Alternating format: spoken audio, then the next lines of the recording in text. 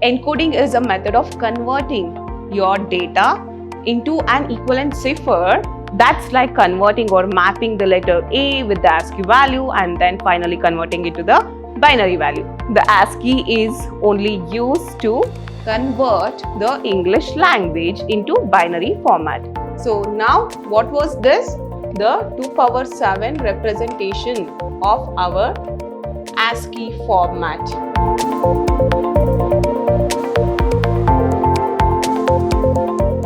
Hello everyone, I welcome you all to the first session that's under Unit 2 of First PU Computer Science. The Unit 2 is Encoding Schemes and Number Systems. Yes, this session will be so exciting, like you'll be learning few of the amazing facts like how the number or the letter entered on the keyboard will be encoded. So yes, we'll be discussing about this. So you'll be completely learning and understanding this thing in a very good way. Is there any standard code for letters or the numbers what we type on the keyboard? Yes, absolutely, we'll also be knowing it. And further moving ahead, like the letters which is displayed on the keyboard, right? So that's English alphabet. All right, then what about our Indian languages? Like, is there any specific format or standard in order to discuss or in order to specify our Indian languages? So yes, absolutely, we'll be discussing in regards to all of this. So over here, my name is Deepa Kutnikar. I'm working as an assistant professor under Department of Computer Science, Vidhyaashram, Temple of Excellence, Mysore. Let's see what's the agenda of today's session. So yes, in today's session, we'll be discussing what is encoding and what are the different schemes of encoding which are available. So yes, we'll be learning about ASCII, then ASCII, as well as Unicode. So yes, absolutely, these are the things what we discuss in today's session. So moving forward, let's understand what is encoding. Encoding is a method of converting your data into an equivalent cipher in the sense a specific code. Okay, so yes, that's nothing but an encoding. And now it's crucial to understand exactly like what is a cipher, correct, right? Because our data will be converted to cipher, right? So yes, cipher is something converted into coded form in order to hide it from others. So yes, it just means like I want to safeguard my data, what I have entered. I will be hiding my real data.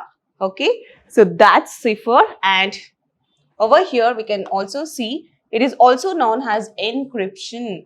And the receiver can decrypt it back in order to retrieve my real data.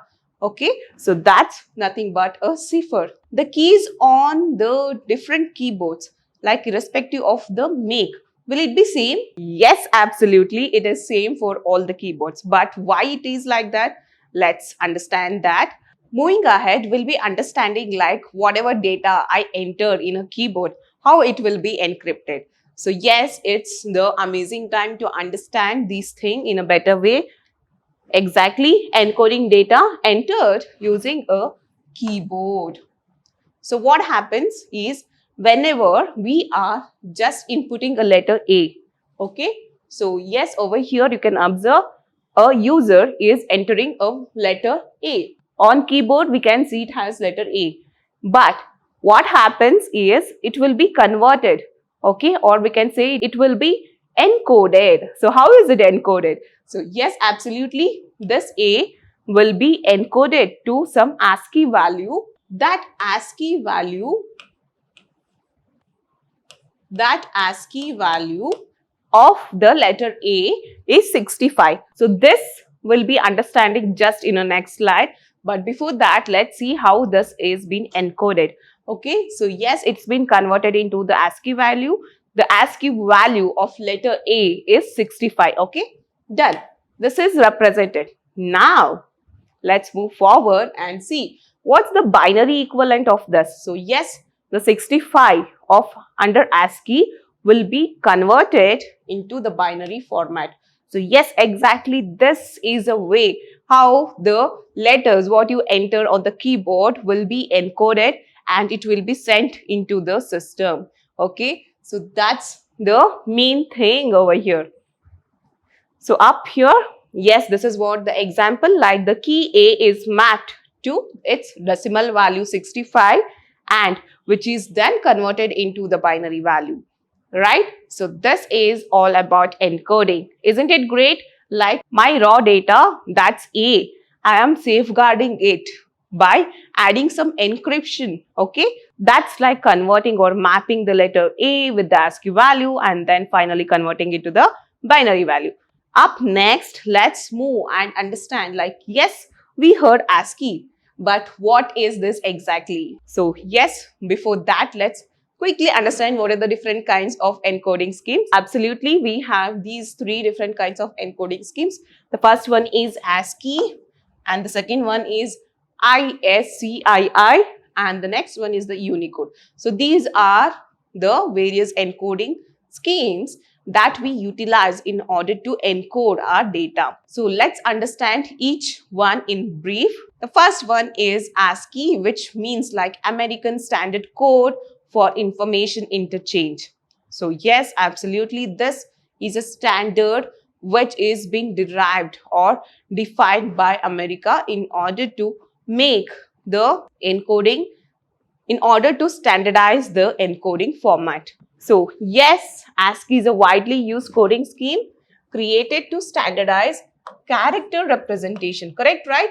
So on our keyboard, we'll be having multiple characters. So in order to encode those characters, we'll be utilizing this ASCII format. It usually holds 7-bit, okay? So ASCII, we can call it as a 7-bit character representation. So now, how to allow them?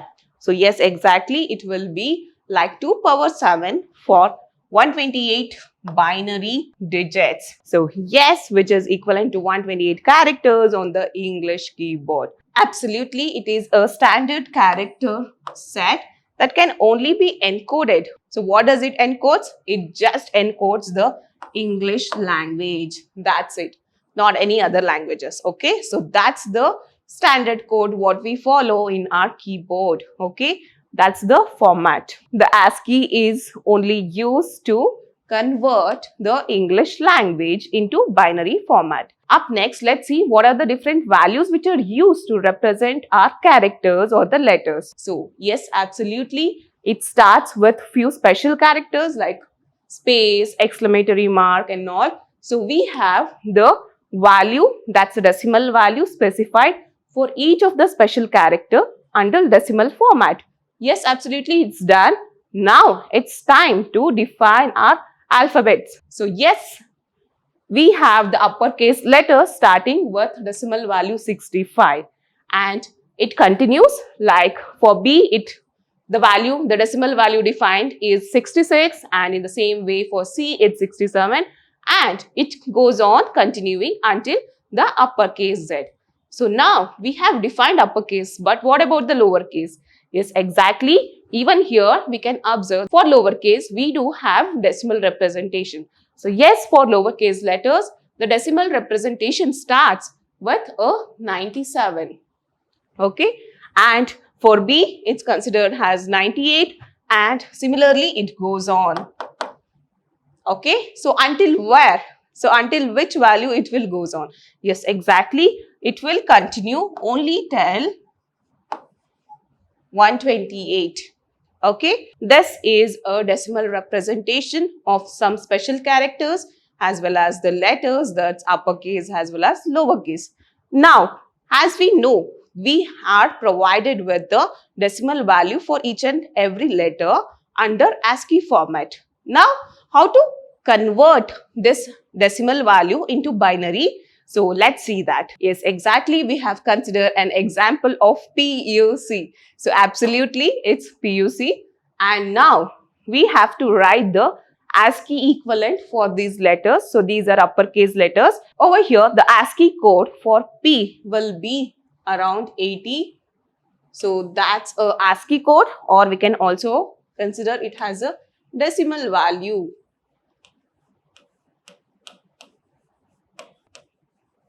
Okay, so yes, absolutely. Now, P is a decimal value under ASCII for P is 80. Now, how to represent this in the form of binary code?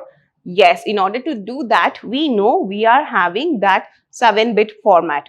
Now, how to write down that 7-bit format is, it starts from 2 power 0, 2 power 1, 2 power 2, 2 power 3, 2 power 4, 2 power 5, 2 power 6. So now what was this? The 2 power 7 representation of our ASCII format. Now, what are the values of this 2 power 0? It's none other than 1. And 2 power 1, the value will be 2. 2 power 2, that's 2 square. 2 into 2, it's 4, correct? So now 2 cube. 2 into 2 into 2, that's none other than 8.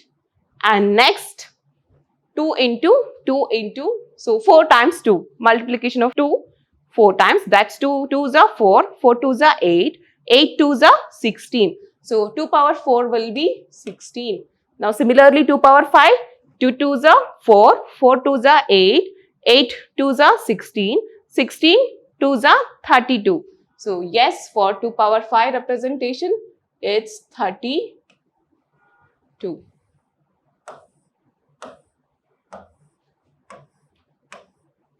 Up next, so what's the value of 2 power 6?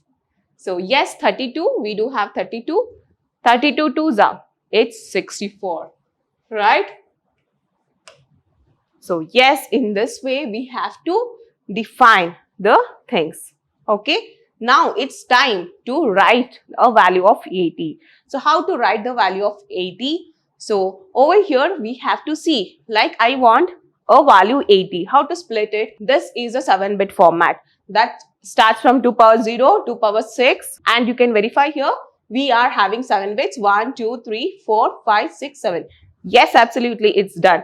Now, how to map this is, we need 80, correct?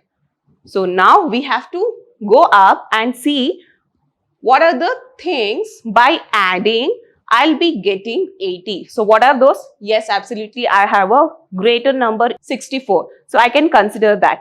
Okay, I'll get 1 under this. And up next, under 80, I have considered 64. What is remaining value? So yes, it will be 16, correct? So yes, I can put 1 under 16. That's for 2 power 4. Now let's add both 64 plus 16. Do I get 80? Yes, absolutely. I'll be getting 80. So now I have written 1 under 2 power 6 and second one under 2 power 4. Okay. And what about the other bits? No need. I am satisfied with my number 8. I have got that value. So what about the other bits? I have to add a 0. That's 8. 0, 0, 0, 0, 0. This is our binary representation. So we can write it as 1, 0, 1, 0, 0, 0, 0. 3 zeros. Yes, this is a binary equivalent of our ASCII value P. So similarly, we can do for U. Let's start with a value of U. So what will be the value of U? It will be like 85.